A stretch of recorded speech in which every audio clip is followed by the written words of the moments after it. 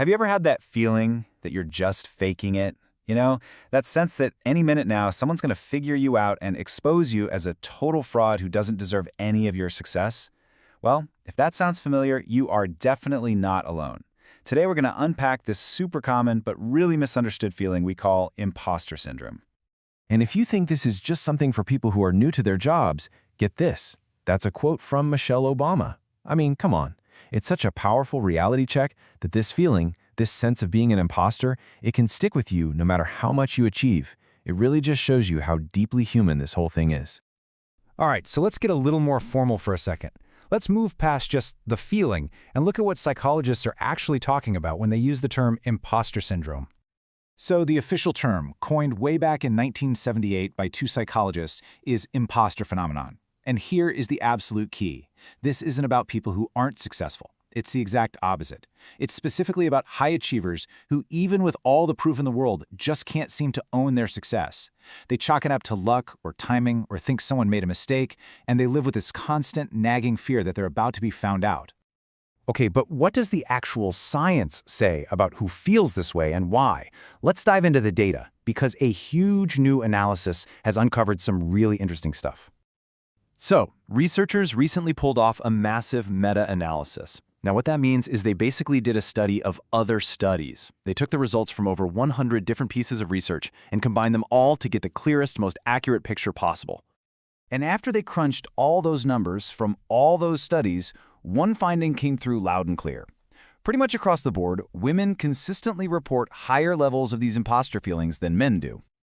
But here's an important detail. We need to talk about the size of that difference. Even though it's a really consistent finding, psychologists call the gap small to medium. So we're not talking about a massive Grand Canyon-sized difference here. But it is a real, statistically significant gap that just keeps showing up in the data time and time again.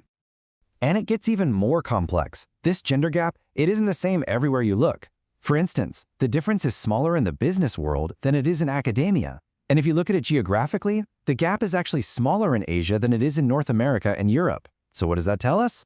It suggests that our culture and our work environment play a really big role in all of this. So the obvious conclusion, the one you're probably thinking of right now, is that this is all about stereotypes and societal pressure. But the research found a really surprising twist that kind of throws a wrench in that theory. I mean, it makes perfect sense on the surface, right? For decades, women have had to fight against stereotypes and being underrepresented in a ton of fields. It seems totally logical that those external pressures would create this internal feeling of being an imposter. But get this is the real shocker from the study. The researchers looked back over decades of data and found the gender gap hasn't gotten any smaller.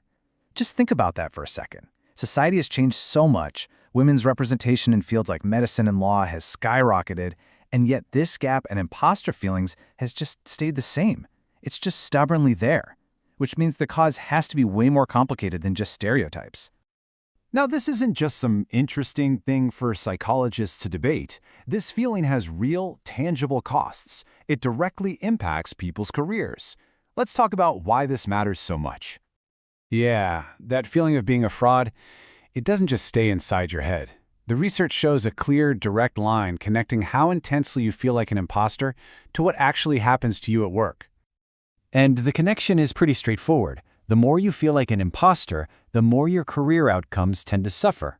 We're talking about feeling less optimistic about your future, being less satisfied with your job, and yeah, even earning less money and getting fewer promotions.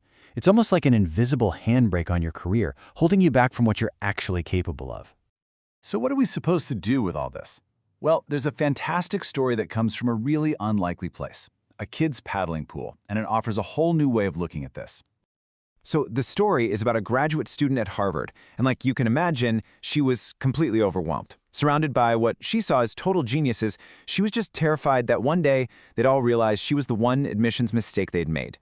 One day, she's running late to a seminar and she bursts in and says, "Sorry, I was just over at the lab watching some rats swim around in the Smurf pool." And yeah, she meant exactly what it sounds like, a little plastic kiddie pool with those blue cartoon characters all over it.